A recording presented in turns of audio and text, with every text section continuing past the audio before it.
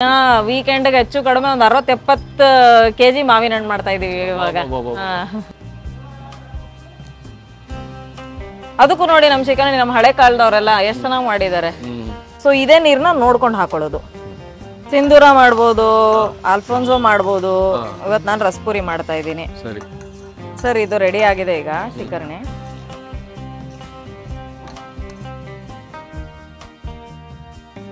ನಾಲ್ಕಾಗಿ ರುಚಿ ಪರಿಚಯ ಆಗಿದ ತಕ್ಷಣ ಹಬ್ಬ ನೆನಪಾಗಲೇಬೇಕು. ಯಾಕಂದರೆ ಹೋಳಿಗೆ ಮತ್ತು ಶ್ರೀಕರ್ಣಿ ತುಪ್ಪ ಸಿಗೋದು ಹಬ್ಬದ ದಿನ ಗಂಟಲಲ್ಲಿ ಹಿಡಿತಂಗೆ ಜಲಪಾತ ಥರ. ಯಾವುದು ಶ್ರೀಕರ್ಣಿ. ರೆವಿನ್ಯೂ ಮಿನಿಸ್ಟರ್ ಕೃಷ್ಣ ಬೈರೇಗೌಡ ಅವರು ಇದ್ದಾರಲ್ಲ, ಅವರೆಲ್ಲ ಮನೆಗೆ ಊಟ ತರಿಸ್ಕೊಂತ ಇರ್ತಾರೆ. ಹೌದಾ? ಆಮೇಲೆ ಹೈಕೋರ್ಟ್ ಜಡ್ಜ್ಗಳು, ಆಮೇಲೆ KS ಆಫೀಸರ್, IAS ಆಫೀಸರ್ಗಳೆಲ್ಲ ಬರ್ತಿರ್ತಾರೆ ಸರ್ ಇಲ್ಲಿ.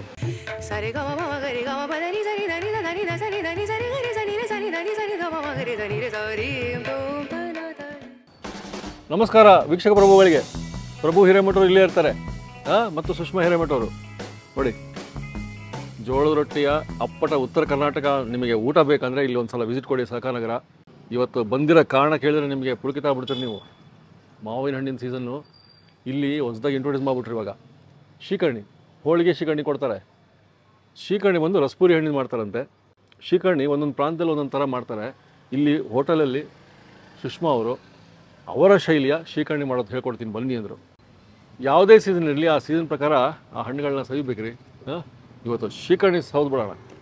ಬನ್ನಿ.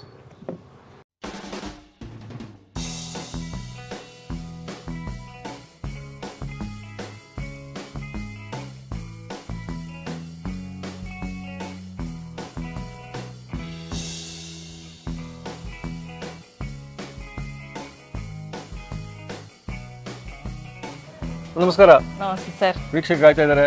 ಸುಷ್ಮಾ ಮೇಡಮ್ ಅಂದ್ರೆ ಉತ್ತರ ಕರ್ನಾಟಕದ ಏನೋ ಒಂದು ಇರ್ತದೆ. ಈಗ ಸೀಸನ್ ಪ್ರಕಾರ ನೀವು ಹಣ್ಣು ಇಟ್ಕೊಂಡಿದ್ದೀರಿ. ಹೌದು ಸರ್. ನಾವು ಯುಗಾದಿಯಿಂದ ಸ್ಟಾರ್ಟ್ ಮಾಡಿದ್ವಿ ಮಾವಿನ ಹಣ್ಣಿನ ಶಿಕರ್ಣಿನ. ಬಟ್ ಮಾವಿನ ಹಣ್ಣು ಇವಾಗ ಇನ್ನ ಸೀಸನ್ ಸ್ವಲ್ಪ ಮೆಚೂರ್ ಆಗ್ತಾ ಇದೆ ಅಲ್ಲ, ಹಂಗಾಗಿ ಸ್ವಲ್ಪ ಅವೈಲಬಿಲಿಟಿ ಕಡಿಮೆ ಇದೆ. ಅದಕ್ಕೆ ನಾವು ಬೆಳಗ್ಗೆ 3-4 ಗಂಟೆಗೆ ಹೋಗಿ ಪ್ರಮುಖ ಮಾರ್ಕೆಟ್ ಇಂದ ಕುತ್ಕೊಂಡ್ಬಿಟ್ಟು ತರ್ತಾ ಇದಾರೆ ಮಾವಿನ ಹಣ್ಣು. ಆಮೇಲೆ ಒಂದ್ಸರಿ ಹುಣಸೂರಿಂದ ತಗೊಂಡ್ ಬಂದ್ವಿ. ಬೇಸ್ಡ್ ಆನ್ ಅವೈಲಬಿಲಿಟಿ ಇವಾಗ ಸದ್ಯ ಇದೆ ಸರ್. ದಿನ ಕೊಡ್ಬೇಕಲ್ಲ ಹೌದು, ಇಲ್ಲಿ ಸಿಗುತ್ತೆ ಇವತ್ತು. ಇವಾಗ ಸಿಗ್ತಾ ಇದೆ ಸರ್. ಈ ವಾರ ಎಲ್ಲ ಪೂರ್ತಿ ಇದೆ. ಮತ್ತೆ ಅವೈಲಬಿಲಿಟಿ ಮೇಲೆ ಇದ್ದೇ ಇರುತ್ತೆ. ಹೋಳಿಗೆ ಶಿಕರ್ಣಿ ಒಂದು ಇದು ಪ್ಲೇಟ್. ಹೌದು, ಹೋಳಿಗೆ ಶಿಕರ್ಣಿ. ಅದಕ್ಕೆ ಎಷ್ಟು ಚಾರ್ಜ್ ಮಾಡ್ತೀರಾ? 70 ರೂಪಾಯಿ. 70 ರೂಪಾಯಿಗೆ ನೀವು ಹೋಳಿಗೆ ಶಿಕರ್ಣಿ ತಿನ್ಬೋದು. ಇವತ್ತು ಶಿಕರ್ಣಿ ಮಾಡಿ ತೋರಿಸ್ಬಿಡ್ತೀರಾ? ಸರ್ ಶುರು ಮಾಡೋಣ. Okay sir.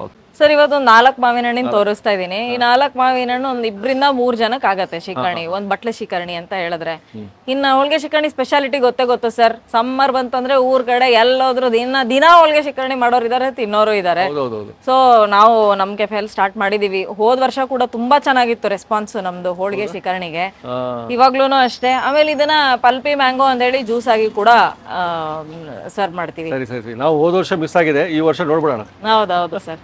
ನಮ್ ಶಿಕರ್ಣಿದ್ ಏನಂದ್ರೆ ಇದು ಎಲ್ಲ ಹ್ಯಾಂಡ್ ಸ್ಕ್ವೀಸ್ ಮಾಡೋದಲ್ವಾ, ನಾವು ಹಂಗೆ ಮಾಡ್ತೀವಿ ಸರ್. ಇದನ್ನ ಸಿಪ್ಪೆ ತೆಗೆದ್ಬಿಟ್ಟು ವೀಕೆಂಡ್ಗೆ ಹೆಚ್ಚು ಕಡಿಮೆ ಒಂದು 60-70 ಕೆಜಿ ಮಾವಿನ ಹಣ್ಣು ಮಾಡ್ತಾ ಇದೀವಿ ಇವಾಗ.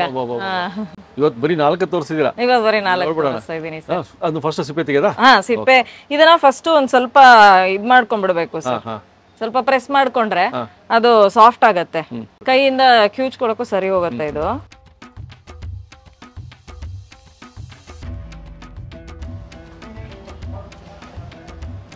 ಓಹೋ ಈ ತರ ಹಿಂಗೆ ಎಸಿಬಿಡ್ಬೇಕು.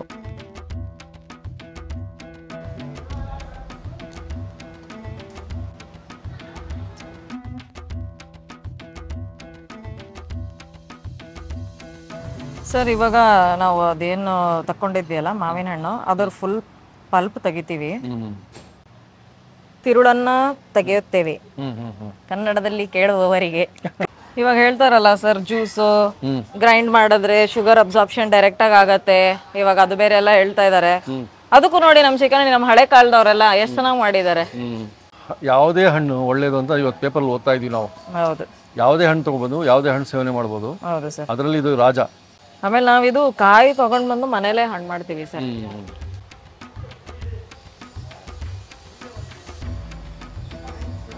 ಈಗ ನೀವು ಎಕ್ಸ್ಟೆನ್ಷನ್ ಮಾಡಿದೀರಾ ಮೇಲೆ.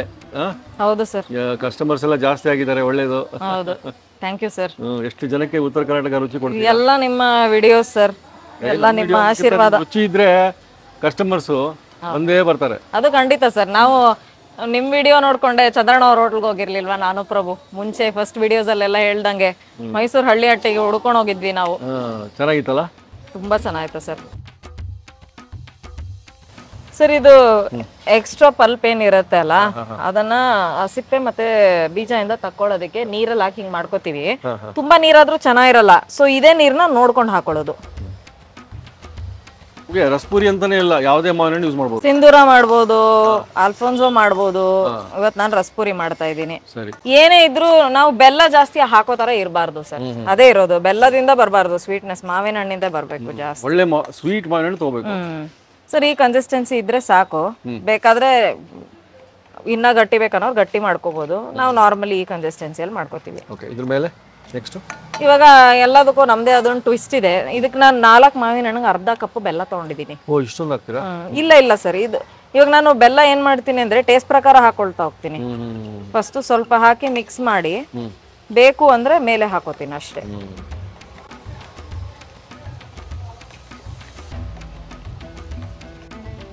ನಾವ್ ಇದಕ್ಕೆ ಕೆಲವೊಂದ್ಸರಿ ಕರಿ ಬೆಲ್ಲನೂ ಹಾಕೋತೀವಿ, ಕೆಲವೊಂದ್ಸರಿ ಇವೆಲ್ಲ ಹಾಕೋತೀವಿ. ಆಮೇಲೆ ನಮ್ದೇ ಯಾವ್ದೊಂದು ಟ್ವಿಸ್ಟ್ ಇರುತ್ತಲ್ಲ, ಇದಕ್ಕೆ ನಾನು ಏನ್ ಮಾಡಿದೀನಿ, 1 ಚಿಟಿಕೆ ಜಿಂಜರ್ ಪೌಡರ್ ತಗೊಂಡಿದೀನಿ, 1 ಚಿಟಿಕೆ ಇಲಾಚಿ ಪೌಡರ್ ತಗೊಂಡಿದೀನಿ, ಏಲಕ್ಕಿ ಪುಡಿ, 1 ಚಿಟಿಕೆ ಪೆಪ್ಪರ್ ಪೌಡರ್ ಮೆಣಸಿನ ಪುಡಿ, 1 ಚಿಟಿಕೆ ಉಪ್ಪು, ಮತ್ತೆ ನಾನು 3 ಪುದೀನ ಎಲೆನ ಚಿಕ್ಕದಾಗಿ ಕಟ್ ಮಾಡ್ಕೊಂಡು ಹಾಕೊಂಡಿದೀನಿ, ಫ್ಲೇವರ್ಗೆ ಸ್ವಲ್ಪ ಡಿಫ್ರೆಂಟ್ ಆಗಿರ್ಲಿ ಅಂತ. ಹೌದೌದು, ಅದು ಪಚನ ಶಕ್ತಿ ಇನ್ಕ್ರೀಸ್ ಮಾಡುತ್ತೆ, ಅಂದ್ರೆ ಡೈಜೆಸ್ಟಿವ್ ಎಂಜೈಮ್ಸ್ ಇರ್ತವೆ. ಇದೆಲ್ಲ ಒಟ್ಟಿಗೆ ಸೇರಿಸ್ಕೊಂಡ್ಬಿಟ್ಟು ಕಲಿಸ್ಕೊತೀನಿ ಸರ್ ನಾನು.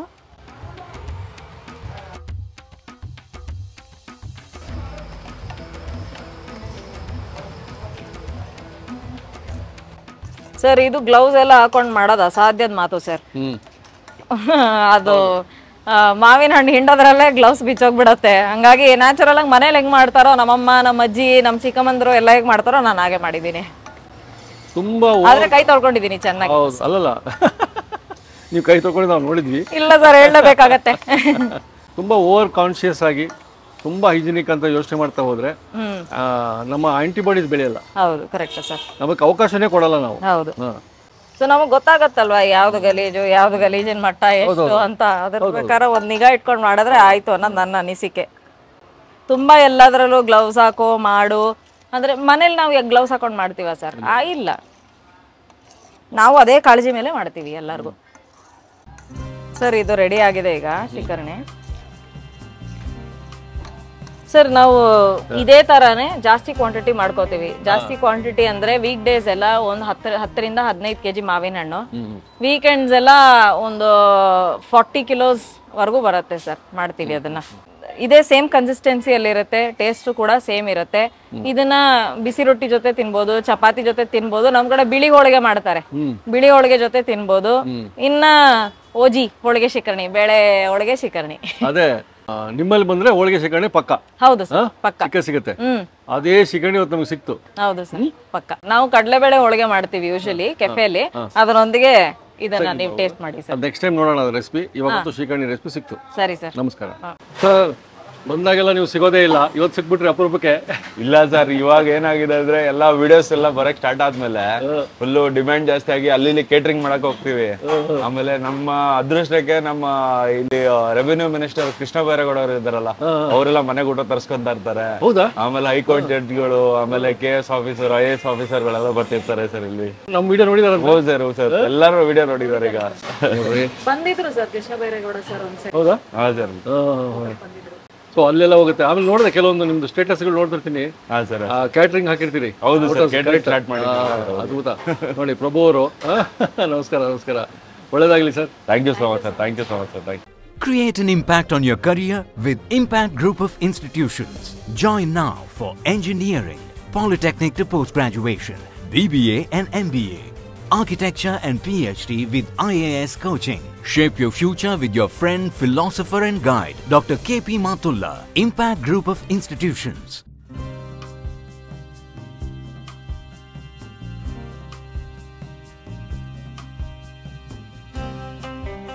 ಶಿಕರಣಿ ಒಟ್ಟಿಗೆ ಹೋಳಿಗೆ ಸಿಕ್ಬಿಡ್ತು ನೋಡಿ, ಎಂತ ಪುಣ್ಯ.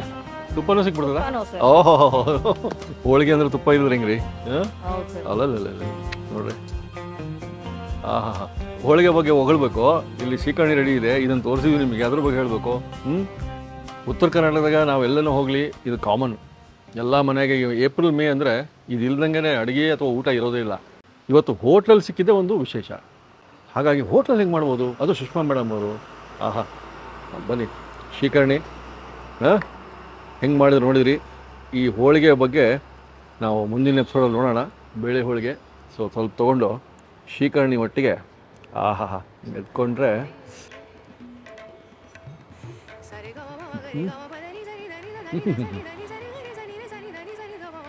ಹಬ್ಬ ಪಕ್ಕ ಹಬ್ಬ ನೆನಪಾಗ್ತದೆ.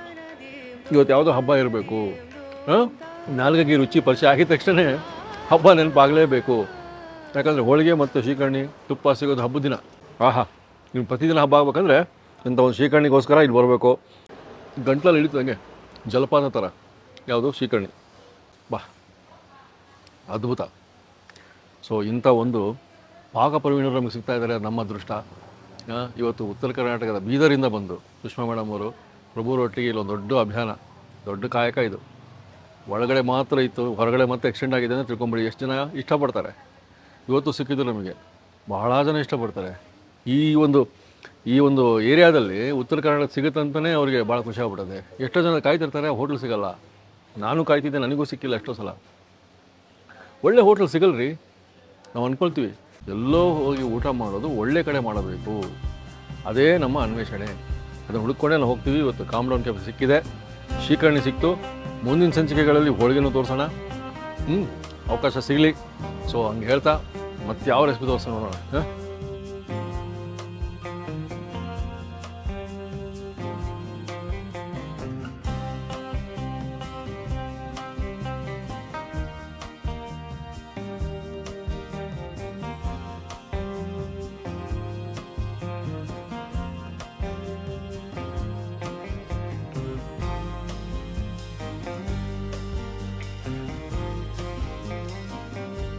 ಇನ್ನೂ ಅನೇಕ ಸ್ವಾದಿಷ್ಟ ರೆಸಿಪಿಗಳಿಗಾಗಿ ಸಬ್ಸ್ಕ್ರೈಬ್ ಮಾಡುವುದನ್ನು ಮರೆಯಬೇಡಿ.